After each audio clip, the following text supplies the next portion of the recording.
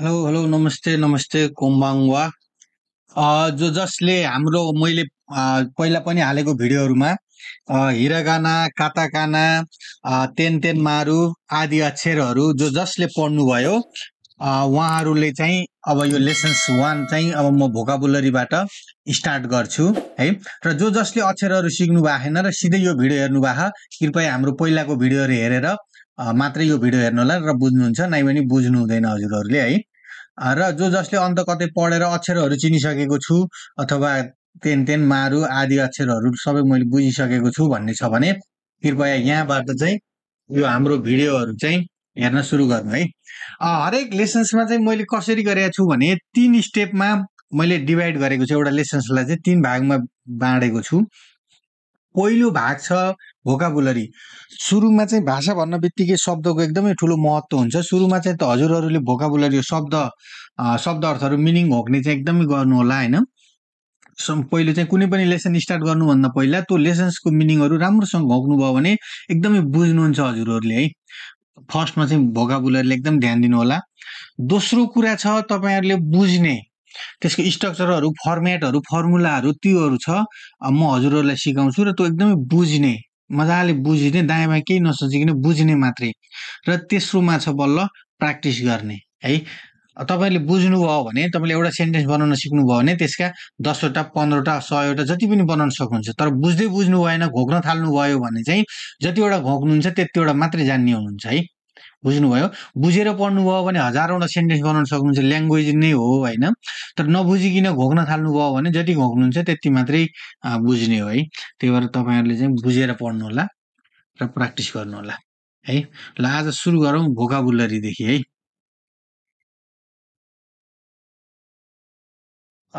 वातासी मैले नेपालीमा लेखेको छैन है धेरै साथीहरूले सेन्सेहरूले पनि इभन सेन्सेहरूले पनि टिचरहरूले नेपालीमा लेखेर उरेर सिकाउने गर्नु भएको छ तर कस्तो हुन्छ भने हामी मान्छेको उ नै एउटा नेचरै कस्तो हुन्छ भने सुरुमै हाम्रो आँखा चाहिँ नेपालीमा जान्छ जापानिज अक्षरमा जाँदैन त्यसले गर्दा के हुन्छ भने नेपाली देखेर पढ्न सक्ने अर्थ पनि लगाइहाल्न सक्ने तर जापानिज अक्षरहरू आउन बित्तिकै फेरि के हुन्छ पढ्न नसक्ने हुन्छ हामीले चाहिँ नेपाली भन्दा नि जापानिज भाषा पढ्न खोजेको भएको हुनाले जापानिजलाई प्राथमिकता दिनुपर्छ है बुझ्नुभयो किनभने नेपाली र जापानिज दुवैमा लेख्न थाल्यो भने नेपाली मात्र हेर्दै पढ्दै गर्न सकिन्छ जस्तै मैले भन्न खोजेको जस्तै मैले यहाँ पनि जस्तै मैले वा ता सी भनेर लेखेको भए के हुन्थ्यो भने हजुरहरूले यो माथिको यो जापानिज अक्षर हेर्न थाल्नुहुन्थेन सिधै तल नेपालीमा लेखेर हेर्नुहुन्थ्यो अनि वतासी भनेको चाहिँ तल बरु अर्थ चाहिँ नेपालीमा लेखे पनि केही फरक पर्दैन हैन अनि त्यसपछि तल चाहिँ यहाँ वा भनेको चाहिँ म हो भनेर हजुरहरूले यसरी बुझ्नुहुन्थ्यो यो जापानिज पढ्न लाग्नुहुन्थेन सिधै वातासी भनेको म हो भनेर नेपाली मात्रै पढ्न थाल्नुहुन्थ्यो त्यो भएको हुनाले मैले नेपालीमा चाहिँ केही पनि गरेको छैन है ल अब कोतोबा चाहिँ सुरु गरौँ जो जसले हाम्रो भिडियोहरू हाम्रो यो युट्युब च्यानल हिमारु सेन्से च्यानललाई सब्स्क्राइब गर्नु भएको छैन कृपया सब्स्क्राइब गर्नु शेयर गर्नु साथीहरुसँग पनि पुर्याइदिनुहोस् र केही जिज्ञासाहरू छ केही सपोर्टहरू चाहिएको छ भने हामीलाई कमेन्ट गर्दा पनि हुन्छ र कमेन्टको रिप्लाई आउन ढिला भयो भने हाम्रो फेसबुकमा अथवा टिकटकमा गएर हिमारु सेन्से भनेर सर्च गर्नुभयो भने युट्युबमै भएकै लोगोको फोटो आउँछ र त्यसमा मलाई मेसेज गर्नुभयो भने म हजुरलाई छिटो रेस्पोन्स गर्न चाहिँ सक्छु है ल वातासी भनेको चाहिँ म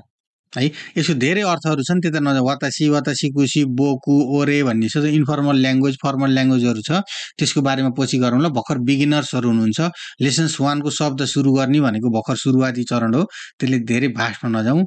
सर्फेसमा मजाले बुझ्दै जाउँ है त वातासी भनेको म वातासी ताची यो पढ्ने कोसिस पनि गर्नुहोस् यो पढ्ने प्र्याक्टिस पनि हो अक्षर चिन्ने प्र्याक्टिस पनि हो है हजुरहरूलाई वातासी ताची भनेको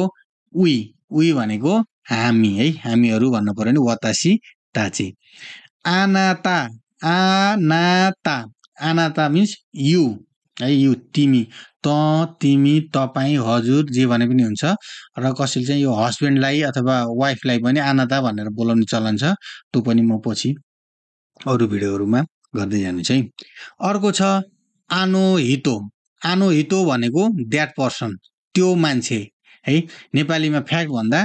त्यो मान्छे है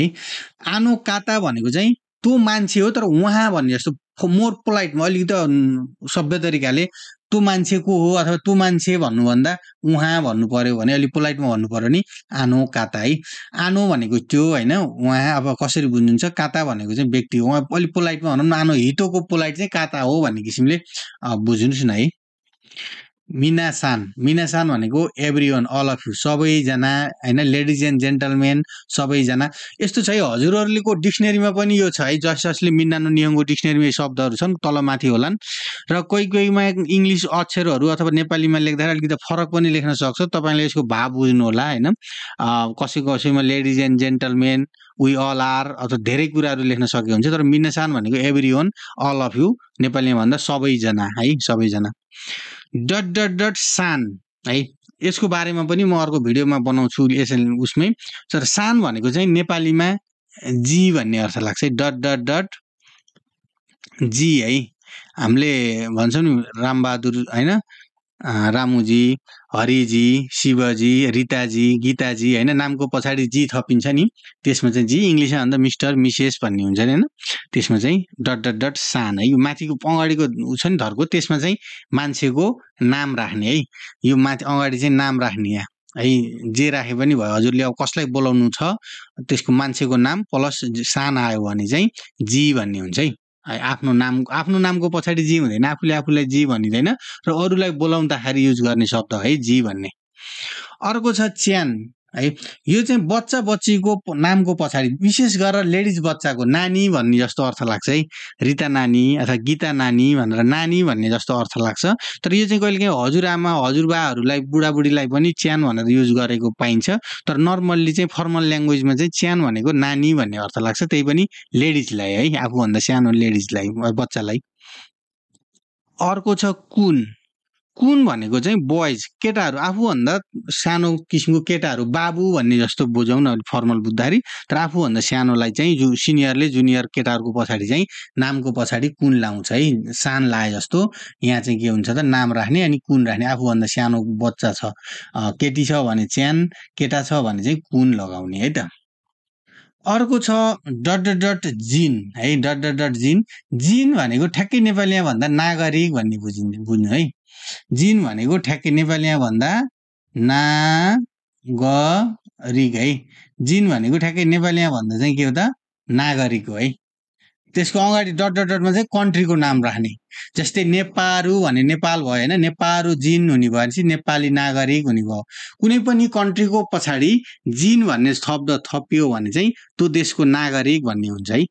हैन इन्डो जिन इन्डियन नागरिक अमेरिका जिन अमेरिकन नागरिक हैन निहोन जिन जापानिज नागरिक नेपारू जिन नेपाली नागरिक भन्ने चाहिँ जिन थप्न बित्तिकै नागरिक भन्ने हुन्छ है सेन्से भनेको टिचर सर मेडम जसलाई पनि भनिन्छ टिचरलाई चाहिँ सेन्से केउसी भनेको पनि टिचर अथवा इन्स्ट्रक्टर हो तर केउसी र सेन्सेमा के फरक छ भनेर धेरैलाई लाग्न सक्छ टिचर भनेको एउटा नर्मली अरूले बोलाउने एउटा पद जस्तो भनौँ न एउटा उ नै हो हैन जस्तै अरूलाई बोलाउँदा सर मेडम हेलो मेडम भनिन्छ नि त्यो सेन्से भनेको चाहिँ त्यो अरूलाई बोलाउने एउटा पद हो केउसी भनेको चाहिँ जब हो जागिर हो जस्तै कसैलाई म सर हुँ भन्न त मिल्दैन नि हैन मेरो चाहिँ कसै हुन्छ नि ठ्याक्कै नेपालीमा भन्दा चाहिँ सेन्से भनेको चाहिँ टिचर शिक्षक भयो भने चाहिँ उसको केउसी भनेको चाहिँ पेसा हुनेसम्म सम्बन्धित भयो शिक्षण भन्ने जस्तो हुने भाइ म केउसी हो हैन म चाहिँ टिचिङ गरिरहेको छु भन्ने त्यसरी चाहिँ अर्थ लाग्छ है गाकुसै भनेको स्टुडेन्ट केही कुराहरू सिक्ने स्टुडेन्टहरू चाहिँ गाकुसै भयो खाइस्या मात्रै भन्यो भने कम्पनी है खाइस्या भन्यो भने कम्पनी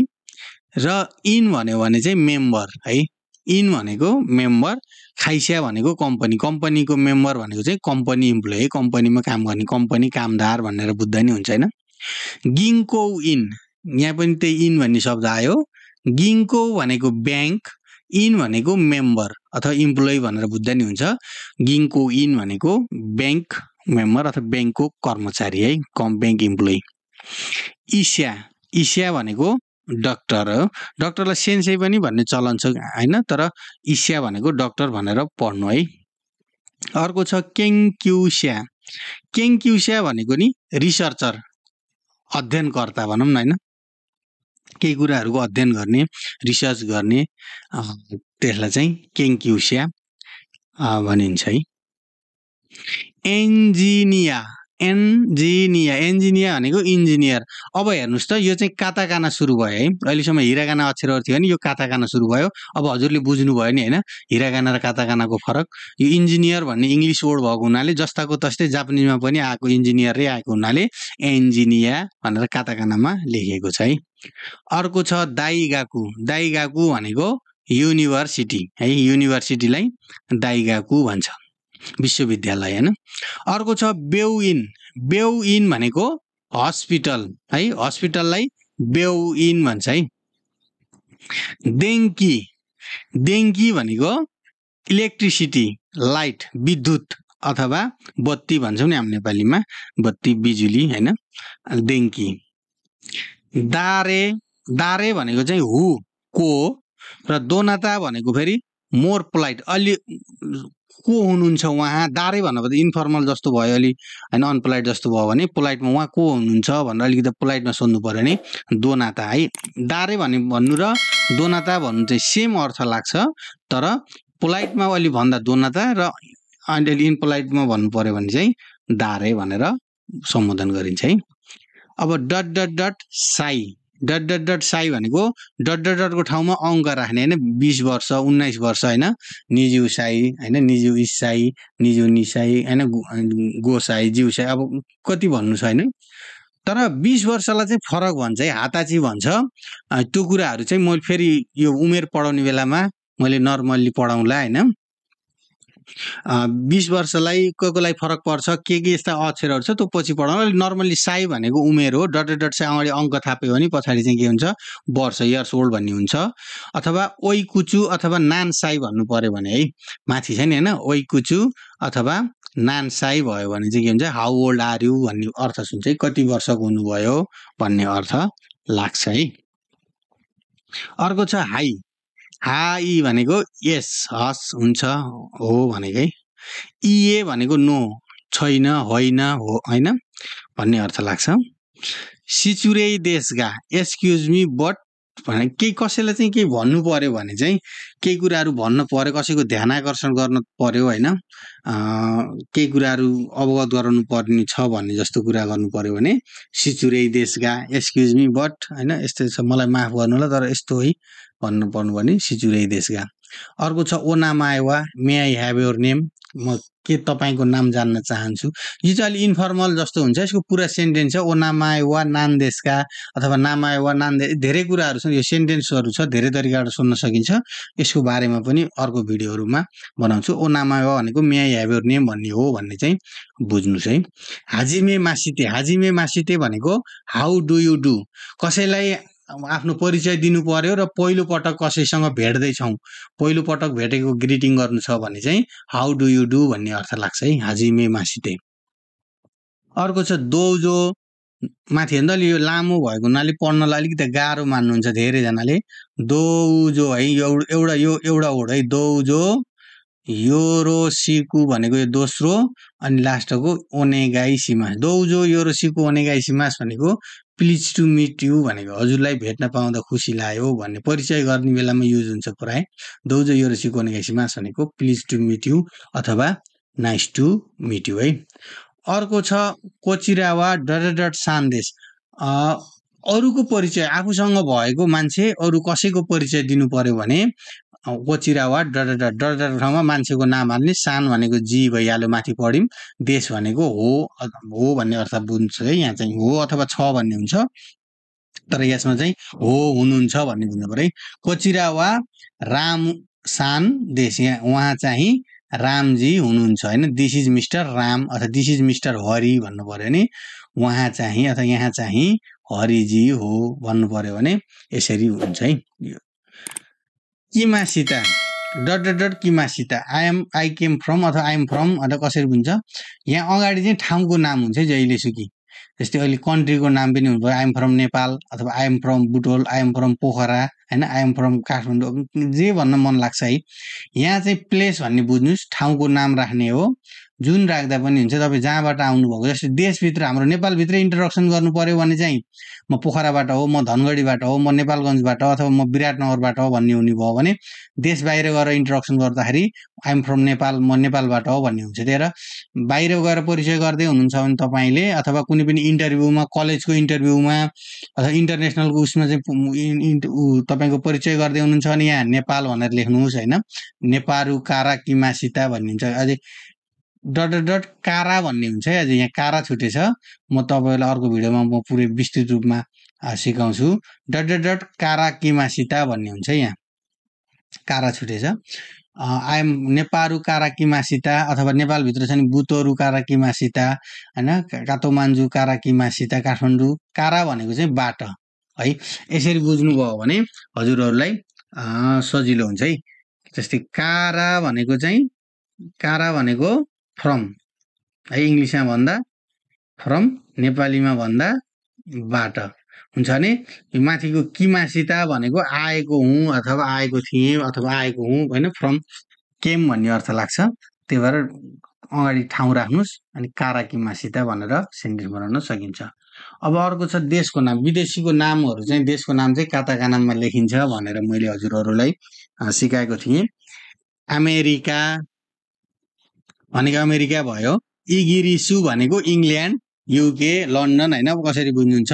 इन्डो भनेको चाहिँ इन्डिया इन्डोनेसिया भनेको इन्डोनेसिया खाङकोकु भनेको कोरिया यो खाङकोकु चाहिँ किन हिरागानामा भयो भन्दा जापानले आफ्नो छिमेकी राष्ट्रहरूलाई चाहिँ के आफ्नै नामहरू दिएको छ त्यो भएको कारणले गर्दा उसले चाहिँ हिरागाना जस्तै हामीले नेपालले पनि चीन भन्छ नि खास चीन होइन नि चाइना हो चाइनालाई हामीले चीन भनेर चिन्छौँ इन्डियालाई चाहिँ हामीले भारत भनेर होइन यस्तो केही उहरू छ त्यस्तो चाहिँ उसले पनि जापानले पनि छिमेकी केही राष्ट्रहरूलाई उसले आफ्नै किसिमको नाम दिएर बोलाउँछ त्यही भएर हिरागानामा लेखिन्छ है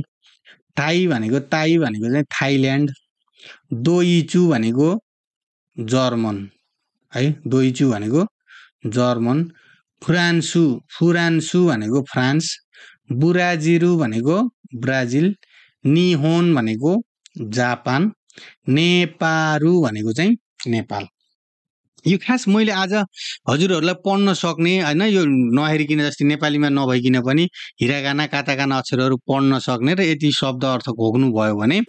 मैले नेक्स्ट भिडियोबाट चाहिँ अब के हुन्छ सेन्टेन्स बनाउन सुरु गर्छु है जस्तै कोही कस्तरी हुन्छ नि भाषामा पहिला अक्षर सिक्नु पर्यो अक्षरहरू मिलेर शब्द बन्छ र शब्दलाई चाहिँ पार्टिकल्सले जोडेर सेन्टेन्स भन्छ होइन त्यो भएको हुनाले अब पार्टिकल्स पनि पढ्नु पर्यो र प्लस पार्टिकल्स मात्रै पढ्नलाई त भएन त्यसको लागि त फेरि शब्द पनि चाहियो जोड्नको लागि त्यही अहिलेलाई चाहिँ यति शब्दहरू पढ्नुभयो भने लेसन्स 1 चाहिँ राम्रोसँग बुझ्नुहुन्छ यति शब्दहरू चाहिँ हजुरहरूले घोक्नुहोस् र म लेसन्स 1 मा पार्टिकल्स प्लस यी शब्दहरूलाई जोडेर सेन्टेन्स बनाउँछु है ल जसले हामीलाई सब्स्क्राइब गर्नुभएन कृपया अन्तिमसम्म आएपछि एकपटक सब्स्क्राइब गर्नुहोस् र अर्को भिडियो हाल्दा हजुरलाई नोटिफिकेसन आउँछ र साइडमा रहेको बेल आइकन पनि बजाउनु होला हस्त धन्यवाद।